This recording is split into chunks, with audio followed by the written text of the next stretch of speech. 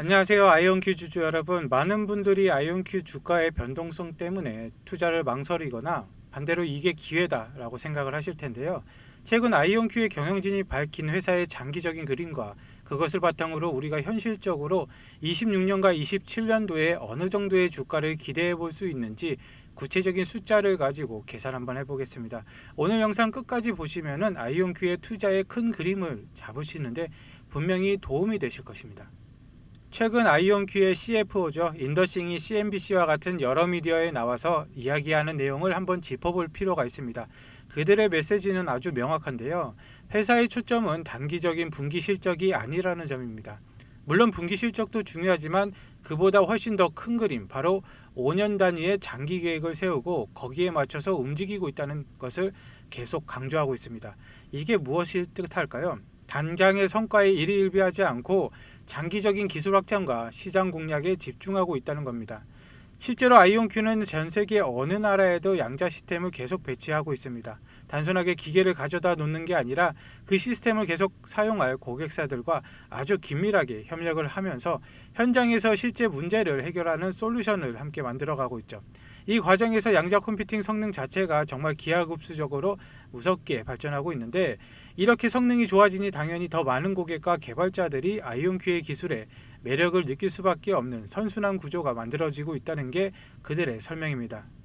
그리고 런던 행사에서 인더싱은 아이온큐의 풀스택 양자 비전을 강조했습니다. 양자 컴퓨팅, 네트워킹, 보안 감지, 심지어 우주에서의 양자까지.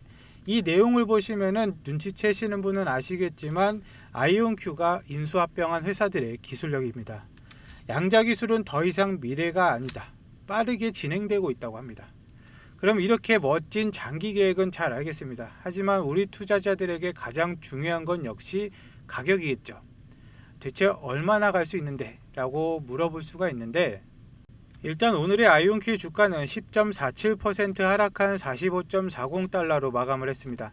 현재 상승 채널 하단에 아슬아슬하게 붙어 있는데요. 여기가 정말 중요합니다. 지지를 받고 반등하는지 여부를 반드시 확인을 해야 되는데, 이전 저점이 하나, 둘, 셋, 오늘까지 네 번째입니다.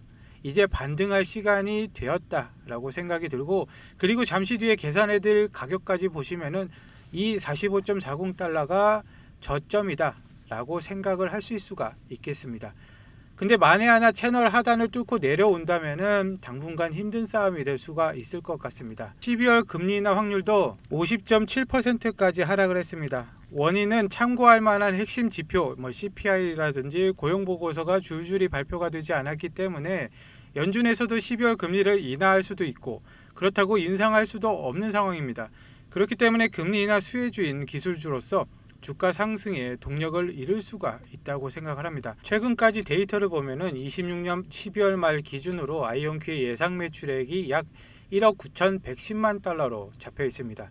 그렇다면 여기에 어떤 배수를 적용해야 할까요? 이 회사가 지난 3년 동안 시장에서 받아온 평균 밸류에이션 배수를 참고를 할 수가 있는데, 데이터에 보면은 대략적으로 83배를 정도가 됩니다. 그럼 계산을 해보자면은 예상 매출 1억 9,110만 달러 곱하기 83배수, 여기에서 나누기를 한 번 더 해야 되는데, 현재 총 주식 수인 약 3억 5,300만 주를 나누는 겁니다. 그렇다면은 현재 적정 주가가 44.9달러, 대략적으로 45달러라는 숫자가 나옵니다. 올해 주가를 계산하기 위해서 차년도의 매출액을 땡겨와야 됩니다. 26년도에 아이온큐가 예상치만큼 매출을 하게 된다면은 가장 보수적으로 잡아도 44달러까지는 갈 수 있다라고 보는 것이죠. 그렇다면 오늘 주가는 45달러이니까 딱 적정 주가에 도달했다고 볼 수가 있습니다. 그렇다고 해서 이제 주가가 못 올라가냐? 그건 아닙니다. 그럼 한 번 더 다른 걸 계산을 해볼까요? 27년은 어떨까요? 같은 방식으로 27년 예상 매출액을 한번 확인해 보겠습니다. 현재 추정액은 3억 1,500만 달러입니다. 26년보다 훨씬 더 큰 폭으로 성장한 모습을 보여주고 있고, 여기에 아까 동일한 밸류에이션 배수를 83배를 적용을 합니다. 주식수를 3억 5,300만 주를 계산을 하게 되면은 74달러가 나옵니다.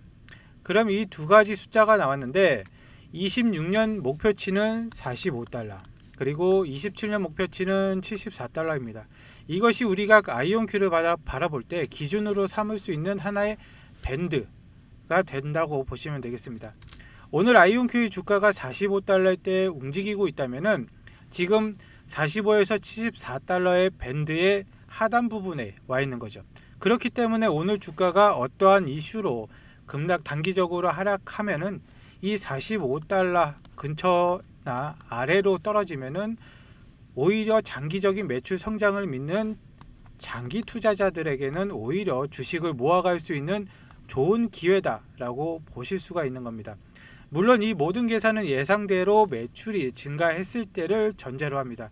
결국 아이온큐의 투자의 핵심은 이 회사가 정말로 26년, 27년에 이 정도의 매출 성장을 보여줄 수 있느냐를 믿고 길게 가져가는 것입니다. 그리고 최근 아이온큐가 클래식이라는 양자 소프트웨어 개발사에게 전략적으로 투자를 단행했습니다. 특이한 점은 이 투자에 AMD, 퀄컴 등 미래에셋 캐피탈 같은 거대 기업들이 함께 참여했다는 것인데, 직원 수 1100명 수준인 중견기업인 아이온큐가 수만 명 규모의 빅테크와 동일한 투자 행보를 보인 것은 매우 이례적입니다.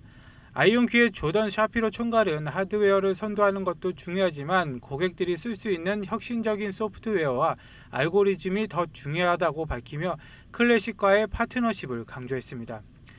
아이온큐의 이런 투자는 처음이 아닙니다. 지난 10월 유럽의 자율주행 트럭 기업인 에인라이드에게도 1억 달러 투자 유치할 때 아이온큐가 참여를 했습니다. 이 두 건의 투자는 아이온큐의 명확한 전략을 보여줍니다. 에인라이드는 자율주행 물류 및 공급망을 최적화라는 실제 산업 문제를 아이온큐의 양자 컴퓨터로 해결하고 있습니다. 즉 실제 수익 모델을 함께 개발하는 파트너이고, 클래식은 고객사들이 아이온큐의 하드웨어를 더 쉽고 편하게 사용할 수 있도록 알고리즘을 설계하는 그런 돕는 회사입니다. 현재 대부분의 양자 기업들이 적자 속에서 생존에 집중하고 있지만 아이온큐는 유일하게 자신들의 현금을 사용해서 생태계에 직접 투자를 하고 있는데, 이러한 전략은 지금의 거대 빅테크 기업들이 초창기에 사용했던 성공 방정식과 놀랍도록 똑같습니다. 엔비디아는 2000년대 초반에 직원이 2000명 수준일 때 GPU 하드웨어에 그치지 않고 쿠다 생태계를 구축하기 위해 소프트웨어 기업과 스타트업에 공격적으로 투자를 했습니다. 그리고 팔란티어는 2000명일 때 정보와 방산 분야 중심으로 파운드리 생태계를 만들기 위해서 전략적 지분을 투자를 단행을 했고, 테슬라와 스페이스X는 직원이 1000명과 2000명일 때 배터리 소프트웨어, 부품, 공급망의 수집 통합을 위해서 공격적인 인수합병을 하면서 투자를 시작했습니다. 이들처럼 아이온큐도 단순한 하드웨어 제조사가 아니라 양자 컴퓨팅 인프라 플랫폼 전체를 장악하려고 하는 목표를 가지고 있습니다. 시장은 아직 아이온큐를 다른 적자 스타트업 기업과 동일하게 취급하면서 주가의 변동성은 크지만 회사의 실제 행동은 양자 분야의 엔비디아가 되기 위한 빅테크의 초기 모습을 따라가고 있습니다. 오늘 영상 끝까지 봐주셔서 감사드리고요. 다음에 다시 뵙겠습니다. 감사합니다.